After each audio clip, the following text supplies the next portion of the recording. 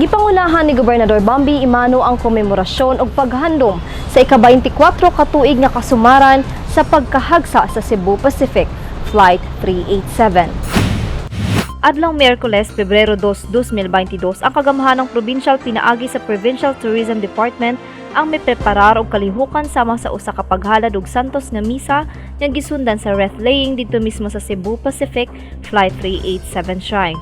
Nga karon ginganlan na og Misamis Oriental Agricultural and Tourism Complex kon Mowat Sea.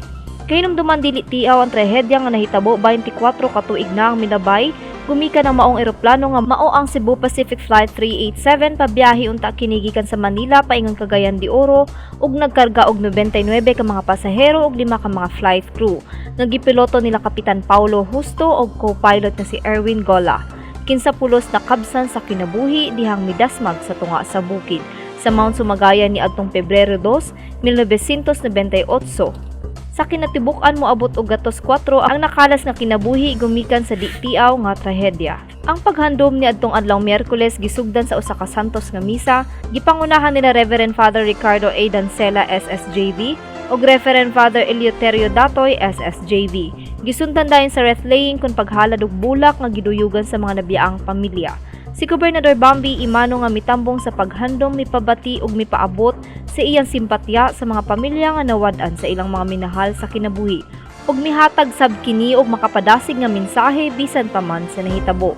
It might be a sacrifice and pain to you, but hopefully what we have done in the shrine might ease your pain a little.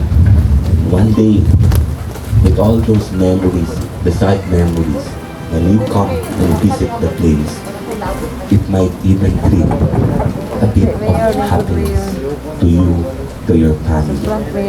This shrine will never be owned by the provincial government or the local government. This shrine will always be honored in memory of your loved ones who passed away.